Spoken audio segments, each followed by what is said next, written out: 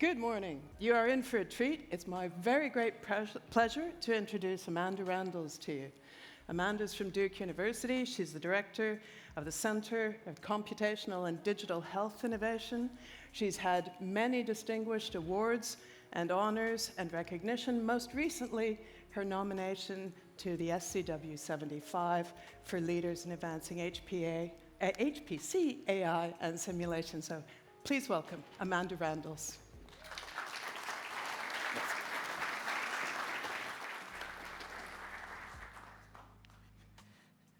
Thank you for the introduction, and thanks for having me today. So I'm going to talk to you about using HPC for vascular digital twins. So heart failure, stroke, and cancer, they don't really appear overnight. They come on slowly, and they come on gradually and silently, developing long before you ever see symptoms, before something that would happen that would cause you to go into the hospital. And by the time these symptoms show up, the disease has often moved on to an advanced state. What we want to see is what would happen if healthcare didn't start just reacting to these crises, but actually identified long before you had chest pain, long before you were going to go into the hospital and had a reason to go see your doctor, if we could identify what that is, and if doctors could start to act proactively and move ahead of time and really stop it from happening in the first place.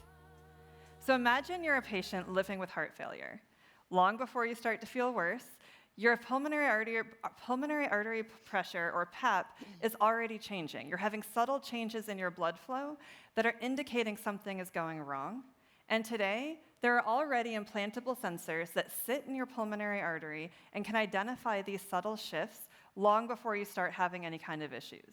This has been huge because it's allowing doctors to identify these subtle shifts before you start having problems, and they can step in. So this is already reducing hospitalizations. It's allowing doctors to identify while you're still at home that there's something going on, change your medication, and step in early. But the problem is these sensors are implantable, they're invasive, and they can typically only take a measurement once a day while the patient is lying down. So imagine if we're able to actually get this kind of information continuously as you're going about your daily life, and we'd actually be able to understand how you're responding to stress, to exercise, how you're recovering from that exercise. And that's where we see digital twins really being able to play a role. It allows us potentially to get this continuous data and then identify these not just maybe 2 weeks ahead of time, but really identify these subtle shifts much longer and much earlier before you start seeing these symptoms arising. And this is important because most medical decisions are still really based on these clinical snapshots. So what you're seeing with these discrete points kind of represent when we're able to get data about you. So when you go into the doctor's office, when you're having a lab taken, these discrete points where you're actually interacting with the healthcare system. But health isn't really only changing when we collect these measurements. It's happening, slowly over time as we go about. And these signals are really noisy. So if you're just getting these discrete points, you might be missing these subtle shifts in your trajectory. It's not these single snapshots that we really care about. It's this change in your trajectory that's going to help us identify issues. And it's especially important that it's a change in your specific trajectory. We want to understand what your baseline is and what a change is that means and is important for that particular patient. And this is really important because a lot of the diseases that are happening slowly and coming on in this way are really leading the largest healthcare burden today. So you can see things like heart failure, stroke, neurodegenerative disease. The total current impact is over $480 billion just in the US alone. So what if we have a digital twin that's not just for heart failure? And imagine it's actually just a full digital twin, a living computational model that is continuously evolving alongside your body. So instead of just waiting for you to go to the hospital, we're able to monitor your disease, see that progression remotely, evaluate it, and then the doctor might actually be able to check in with your digital twin and kind of see what's happening early on. So the goal is really simple. We want to find the disease earlier, be able to monitor it effectively and remotely, and then know how to step in earlier and understand how these interventions are going to happen, and help the doctor be able to predict the outcome of these interventions before they ever step into the operating room. Now, digital twins it's not new. They've been already used throughout engineering. We see them all the time for jet engines, for bridges. Industrial systems are increasingly using them. And typically, they have these digital counterparts that are evolving using real-world sensor data. And the key point here is that these models are not static. It's not a model that is of an idealized or representative jet engine. It is a digital twin of a specific jet engine that is being moved along with that data. So you have a dynamic model of a specific engine, a specific bridge, not something that's averaged. And it is continuously updating based on the sensor data. This is allowing engineers to monitor performance, anticipate problems, and evaluate different scenarios before that failure is occurring. Healthcare is just now starting to adopt these principles. The difference here is that, instead of modeling a bridge or a jet engine, we're starting to model a patient. And the goal is pretty much, very similar. Instead of giving every patient, we want to give every patient their own check engine light, kind of an early warning system that the doctor can identify and the doctor can check in with earlier and remotely. So what do we actually need for a vascular digital twin? And in this talk, I'm going to focus just on the vascular digital twin side and kind of tell you how we build it up, and hopefully you can see how that would be expanded to other systems and other ways we would use that in the future. So for us, when we're building this digital twin, we need to start with medical imaging, so it needs to be patient-specific. We need to tune it to that particular person. And to do that, we need imaging like CT scans or MRI scans that we're going to get the 3D geometry of your specific vascular system from that data. So here you're seeing the segmentation of those medical images that's pulling out the 3D model of, in this case, someone's coronary arteries. We get the 3D geometry, and then we feed that into a high-resolution simulation. So we're using Harvey, which is our large-scale fluid dynamics software, but then we're building these large-scale, high-fidelity computational fluid dynamics models that are getting these 3D flow models using HPC over time. We're then connecting that to wearable data, so we're getting continuous information from streaming data that you're getting from these new sensors. And then we're using that to create these longitudinal hemodynamic maps. So we want to be able to move from these single snapshots of what's happening in someone's coronary arteries to understanding what is happening to them over a couple of weeks, over a few months, and see things like what are the cumulative exposure, what is their cumulative stress, how are you being affected over long periods of time. So building the digital twin itself is really just the beginning. To move from a digital twin to predictive and proactive health, we really need to address 3 key challenges. We want to improve the scale that we're approaching, so we want to be able to capture cells to organs to larger parts of the body. We want to be able to move away from just capturing heartbeats to getting much longer periods of time. And then we actually want this to be useful. So we want the doctors to be able to take it and make clinical decisions and identify what's going to happen for patients. We want to be able to do, forecasting to say, if I were to give them a statin, how is that going to help them? If I give them stent A versus stent B, what's going to work for this specific patient? And hopefully all of you can kind of see and feel really good about the first one, because this is where HPC has been doing a lot of the heavy lifting for probably the last few decades, and where HPC really plays a key role to start with. So kind of starting with that first challenge of scale, if you look at the history of computational fluid dynamics, kind of from a high level and just touching on a few key pieces, we really started back in initially in the 70s and some of this work and some of the 90s, just trying to build out using fluid dynamics and finite element models to capture fluid flow in representative geometry. So the key piece here is you have, on the top left, it kind of looks very old too, even though it's from the 90s. It's just a small portion of an artery, and they're actually doing fluid dynamic simulations where they're starting to understand how blood flow is moving through specific arteries and get key biomarkers out. On the bottom, you have work from Charlie Peskin, where he was starting to get real motion and capture the fluid structure interaction to understand how valves were moving and get this kind of component in. One of the things you want to notice, though, is that we're looking at small regions of the vasculature and just starting to get these models. So they're typically idealized representations or smaller regions. We had people then start building up and using data, and this is coming from specific medical imaging, so really driving it from the patient-specific side. So getting the 3D model from the medical imaging and getting to the patient-specific flow modeling.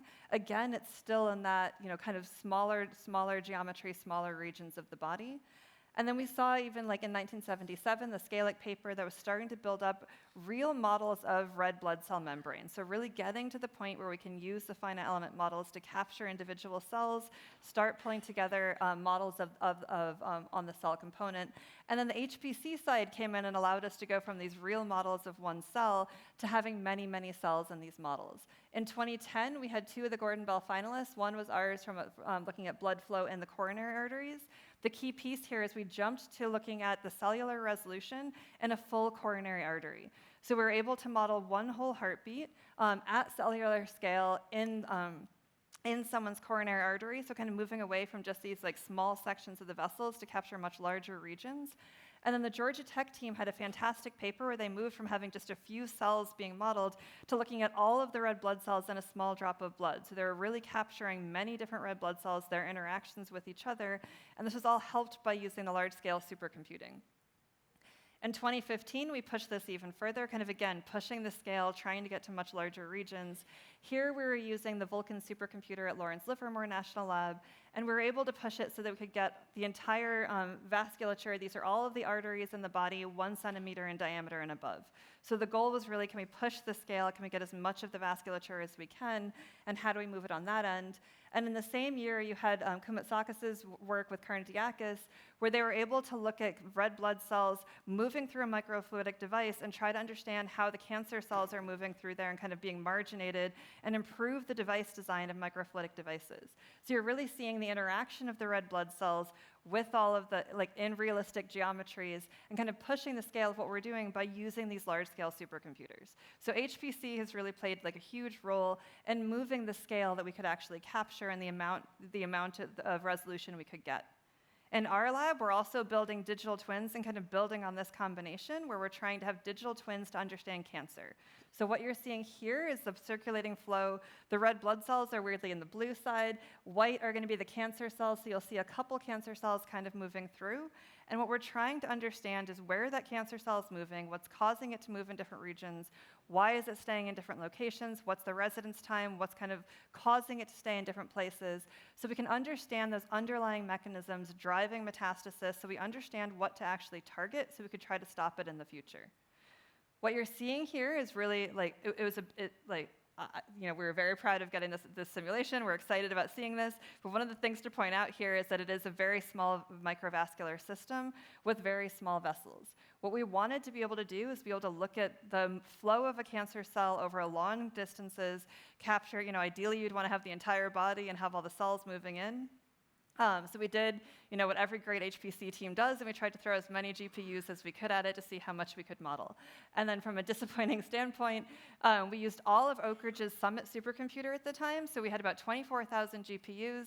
We were able to model about 550 million red blood cells, which is a huge amount of red blood cells, and from an HPC standpoint, very exciting and really great.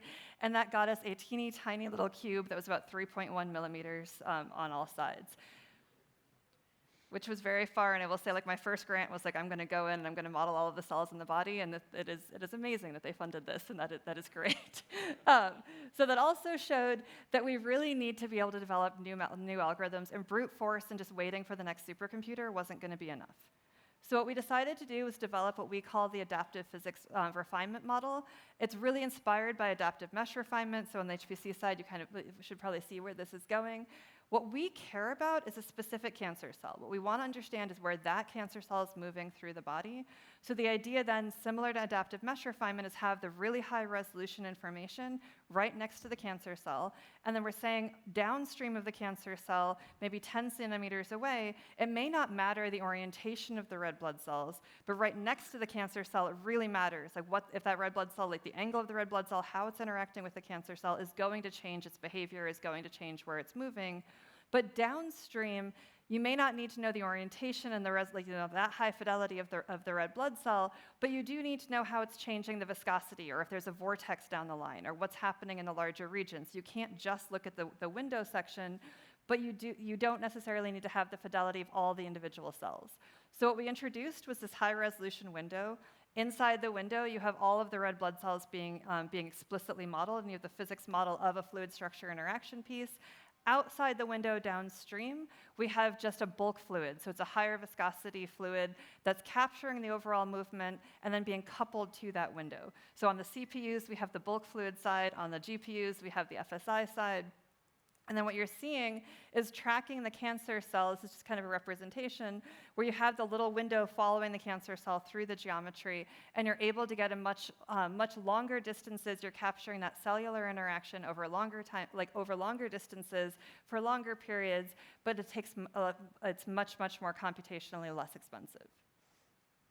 You should always be asking, is this actually accurate? So just throwing in like one slide to show that this really works. We ran a high-resolution flow simulation in this expanded channel at the top.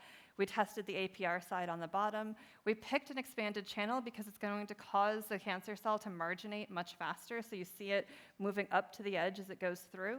The key piece with that is if you modeled the window and you just had the window and it wasn't coupled to the overall geometry, so you have the bulk fluid in that full geometry space, the cell would just move through the center of the window if you didn't have that coupling correct, because you wouldn't know that there is an expanded channel outside of that window. But by having the coupling and running the CPU side connected in, we're actually able to capture the same behavior, get the interactions of the cells without having to model the entire region at the red blood cell resolution. The key piece that this helped us do was then move it to getting much longer distances. So even just looking in this region, if you start going from here up to this region, and I just moved into the area, but if you go from there to there, that's about like 6 millimeters just in that space. And that took only 96 node hours in the cloud to simulate that. Keeping in mind, comparing to when we were using all of Summit, you had 24,000 GPUs just to get the 3 millimeter side. With only 96 node hours, we're able to get 6 millimeter distance in that region. So we're suddenly able to use cloud resources to get much longer distances, but keeping that same fidelity, which allows us to ask new questions and address things we weren't able to do beforehand. So with that, we kind of came back to a question that had been really pressing before. We had worked with a team at Lawrence Livermore National Lab trying to understand cancer metastasis. They had bioprinted an endothelialized channel. So what you're seeing is like this bifurcation that has endothelial cells on the inside. We put cancer cells inside, and we're trying to understand why the cancer cells are adhering in different locations and what's causing that. You can kind of see it was I think from the bioprinting side, they were less excited about this, but from our side, it was nice. It ends up not being a perfect bifurcation channel, and the imperfections from the bioprinting actually led to differences in where the cells were behaving. So when you can kind of see like the fiery red piece, that's where you're seeing more cell adhesion. But the interesting piece from our end, because you had an imperfect print, there were differences in the top fork versus the bottom fork, and we actually saw a lot more adhesion in the bottom fork than you saw in the top fork. So we were trying to understand what was causing that. Is it just the fluid dynamics are causing it to spend more time there? Is there something in the receptors that are causing it to adhere more there, or what is going on? So we took a first pass, and what you see in the top is just a bulk fluid simulation, because at the time we couldn't actually get high enough resolution to get all the cells. And the piece that's kind of highlighted in red is where you have an area of extremely high wall shear stress, and that also was falling right where we were seeing the regions of higher adhesion.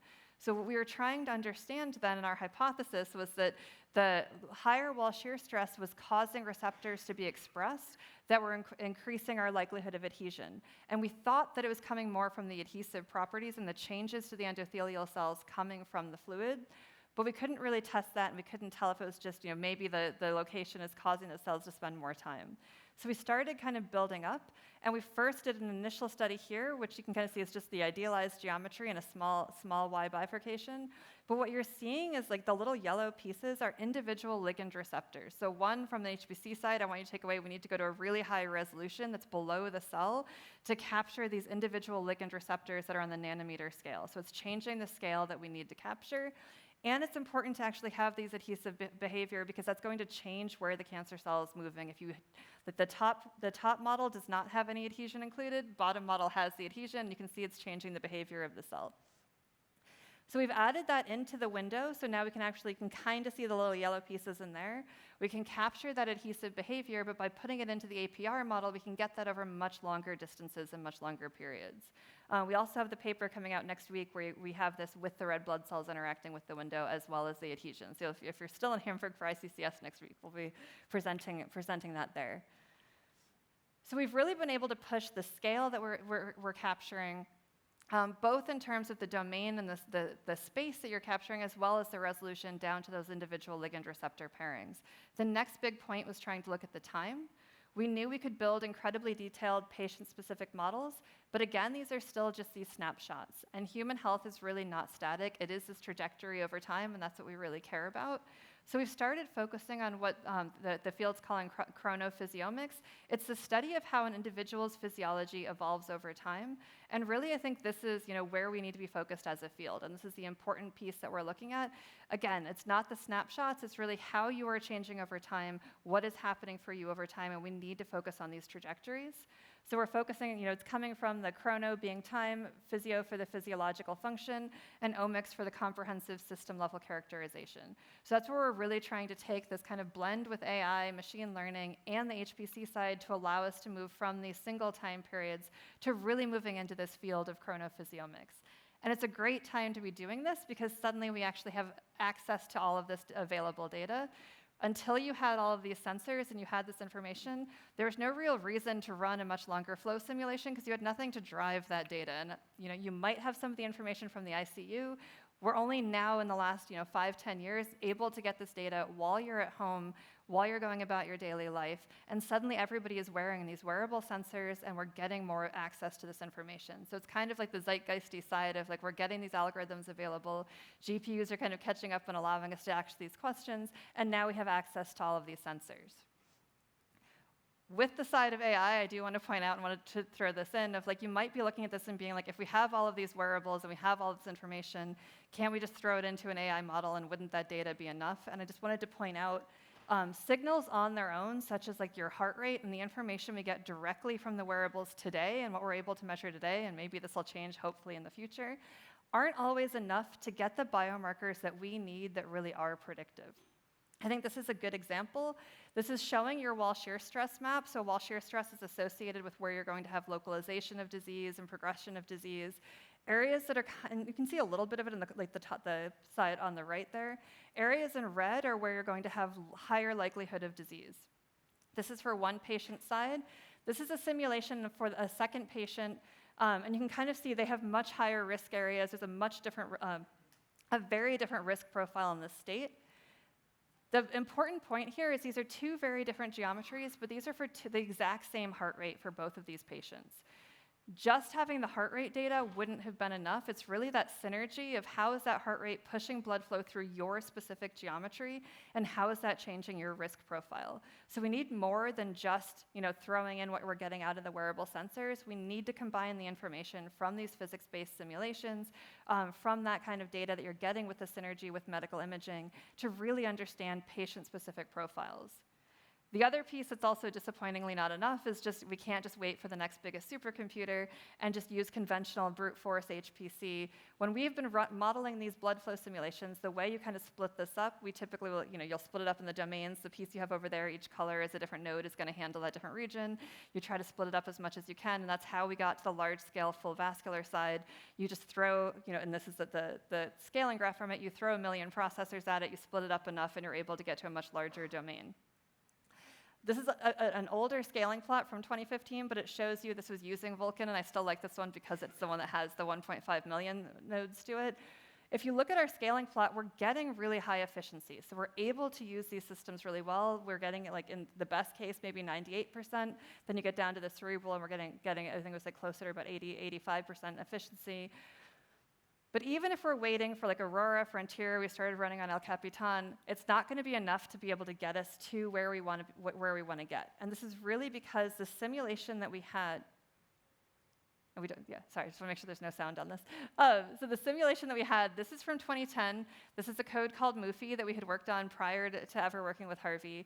But we ran this on the Mira Blue Gene P. The key thing you want to think about with this is it took 6 full hours on the entirety of the Blue Gene P, so about 40 racks of the system, just to get this one heartbeat. If we were going to take and say, imagine we were able to, wait for the biggest supercomputers today, get this down to maybe, it took 6 hours for that heartbeat in 2010. Imagine we did magical things and we got down to 1 minute per heartbeat today. That would still mean if we wanted to simulate a full year of someone's time, it would take over 55 years just to model that heartbeat, and that's 55 years using the entirety of the world's biggest supercomputer for just that, for 55 years to model someone's like 1 year of their life. Odds are they may not have made it past that time if we finish that simulation.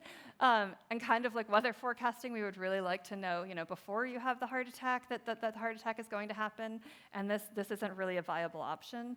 And just kind of a reality check on this, the line shine, the new system that people were talking about this week, it's about 220x faster than Miro was. So we're not even able to just say, the assumption that we're able to get to a one minute per heartbeat in and of itself is kind of pushing it.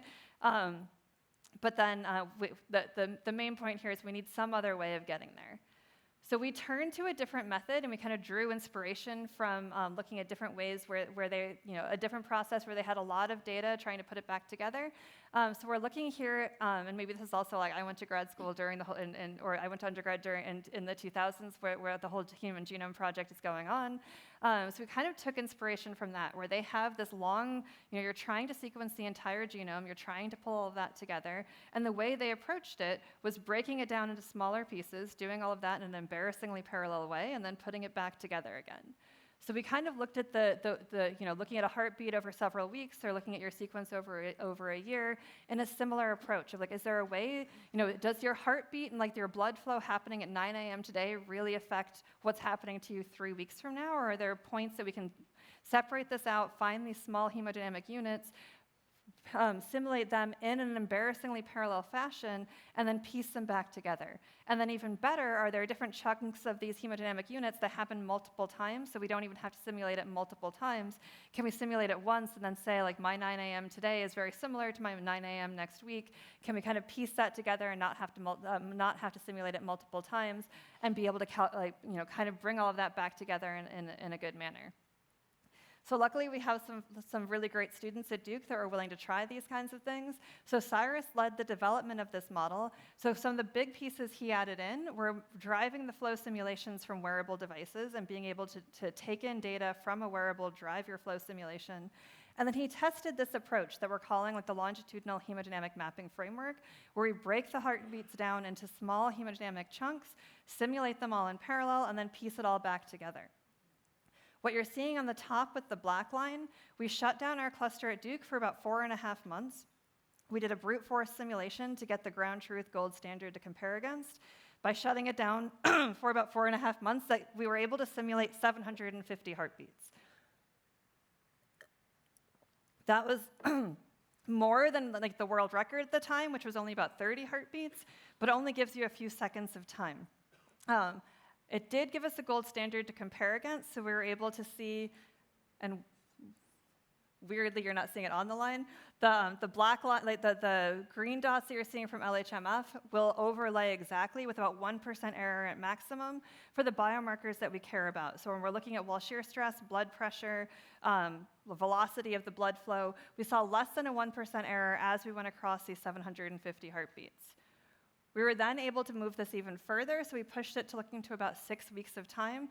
And you can kind of see in the flickering, this is looking at wall shear stress, again, that quantity that's showing likelihood of disease progression. And now we're able to capture not just did you go into a negative state for wall shear stress, but how much time did you actually spend in those states? What was your cumulative exposure to these risk states over a period of maybe 6 weeks, driven from real Fitbit data? So getting a real physiological view of what's happening for these patients and allowing us to move to much longer term views to capture this cumulative exposure, cumulative components, and risk factors for these patients much longer beyond these different risk states. And this is allowing us, for the doctors to be able to say, not only looking backwards to diagnose what's happening for these patients, but then kind of project out and say, like, if this person were to start exercising more, what would that how would that help them? What, prospectively, how is this going to help different patients if I were to give them a certain drug, a certain stent, and then add that to different exercise profiles or different changes in activity regime as well. So this is allowing us to kind of improve the scale that we've moved to, the time that we're able to capture, and then the next piece is actually making it useful to the doctors.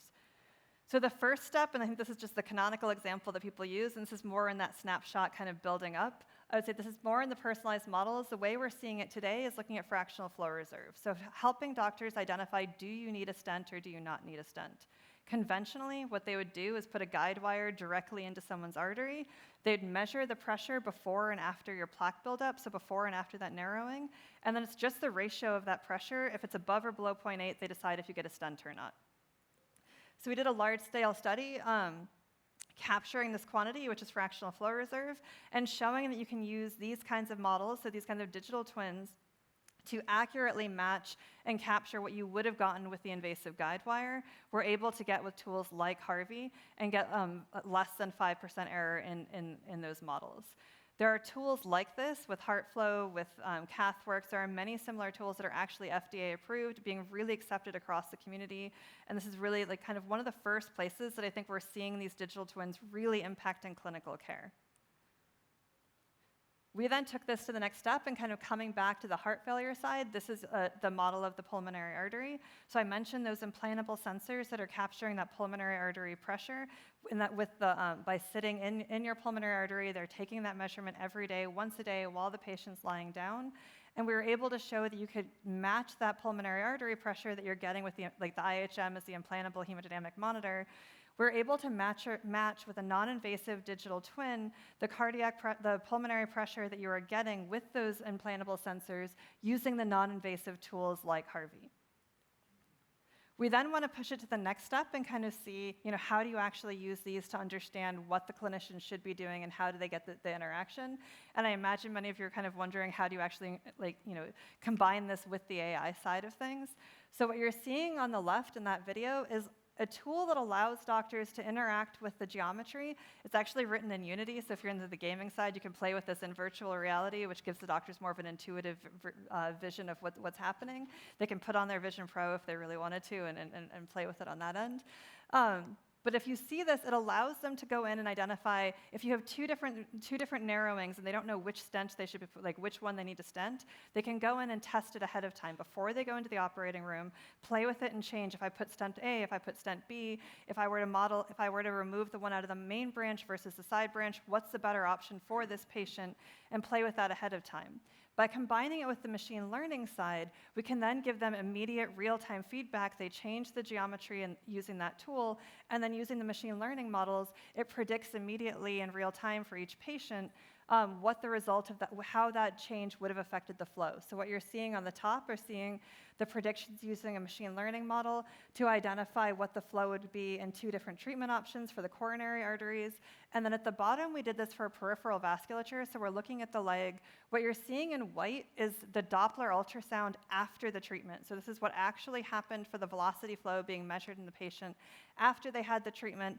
And the blue line is what the machine learning is predicting before they ever had the treatment, what the outcome of the treatment would have been. So we're showing that we can actually predict in real time what the real activity is for those patients before they actually undergo that surgery.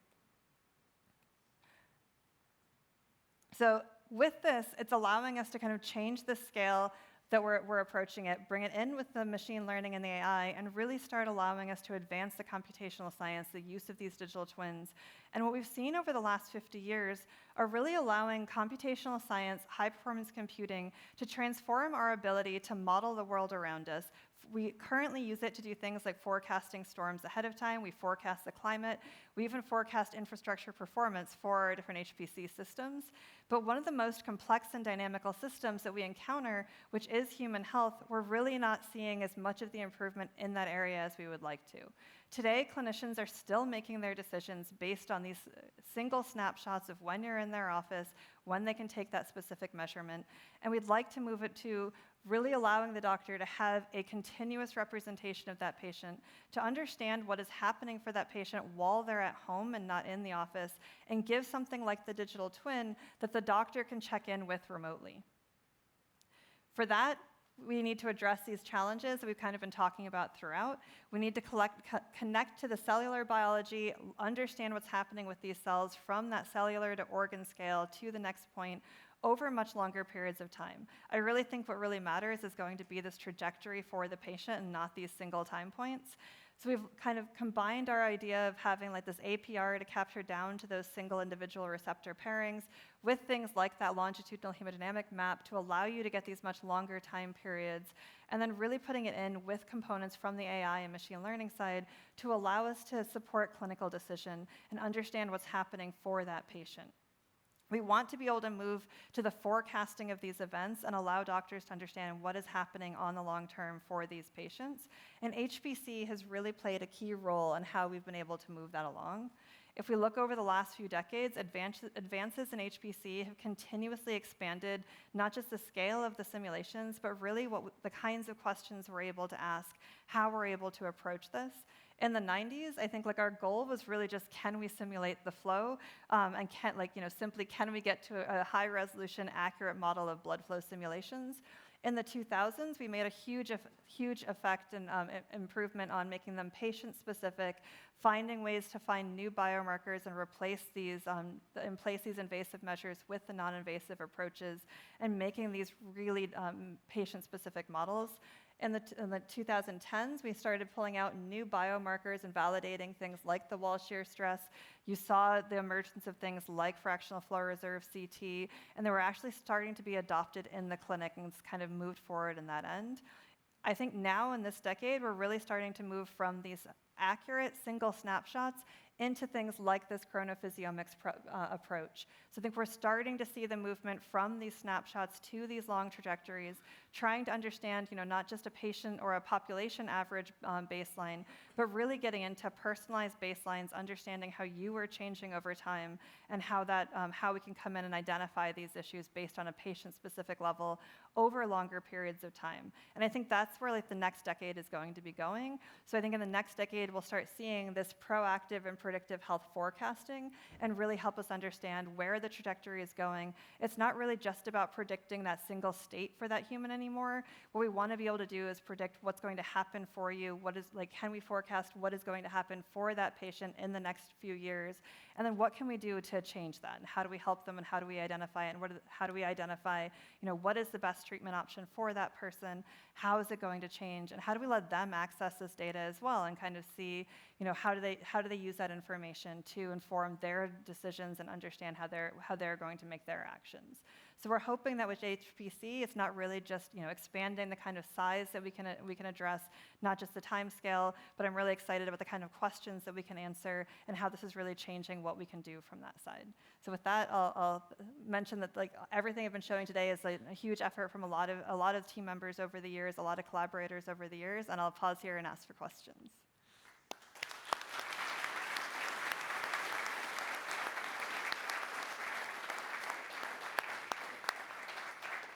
Thank you so much.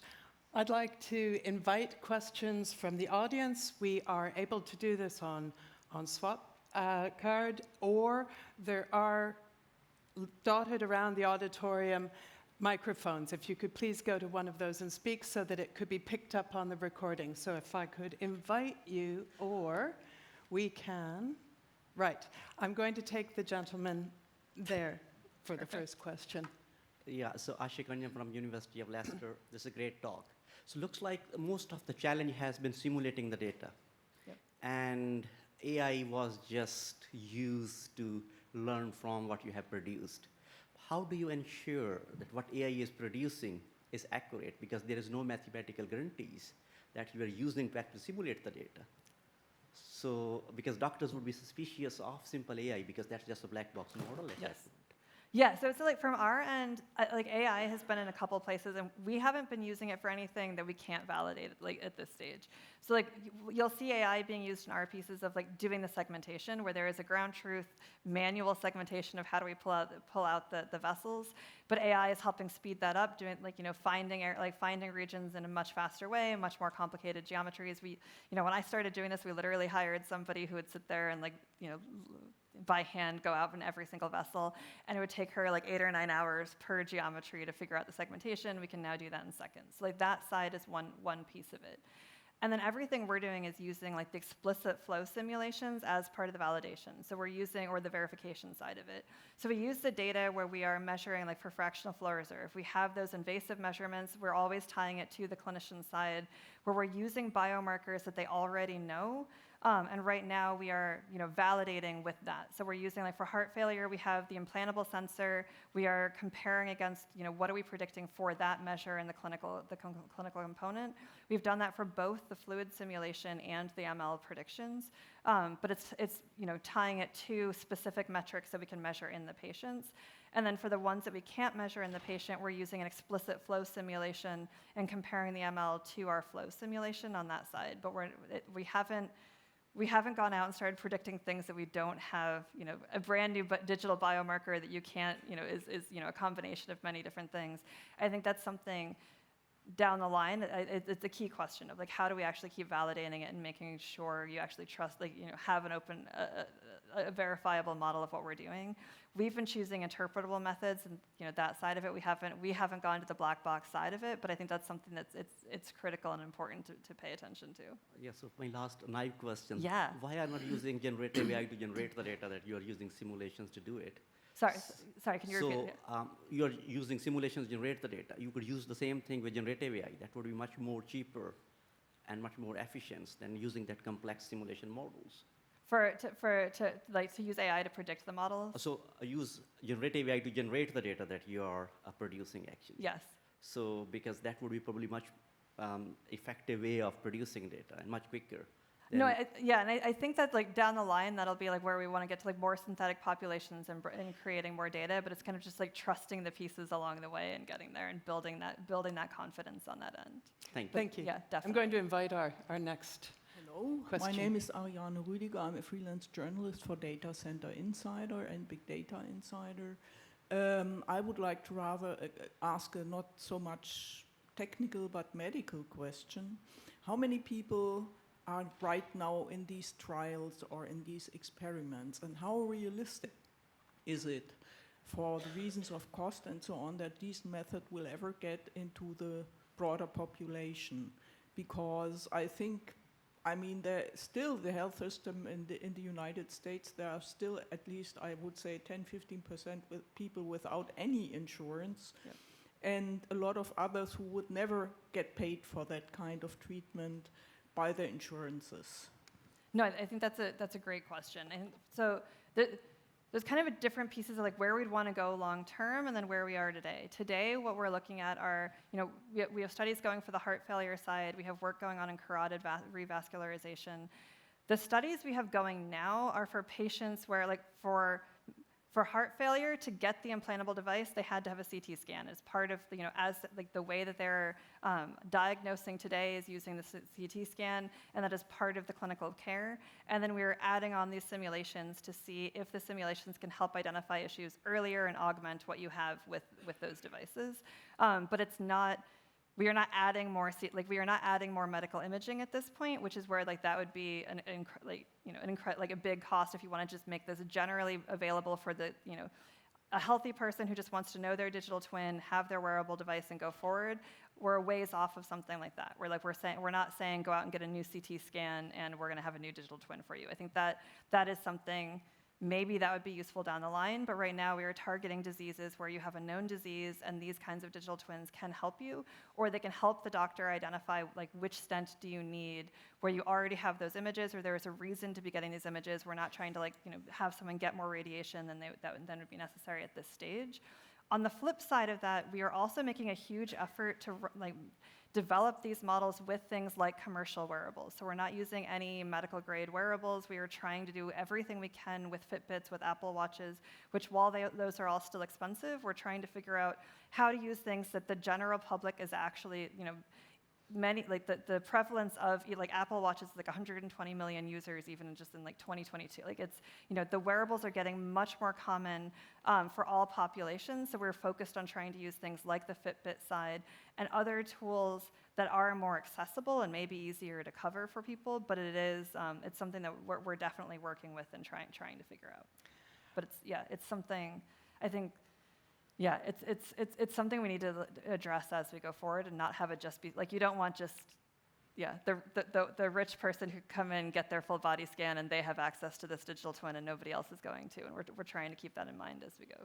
So we have 2 seconds left. I'm Sorry. afraid that gives us no more time for any other questions, but I can see we have questions. I have questions, and I'm going to invite you to join Amanda outside afterwards to continue this conversation if we can. I'd like you to invite you to join me in thanking her very much for an excellent, stimulating talk. Thank you so much. That was your midweek keynote. Enjoy the rest of your day.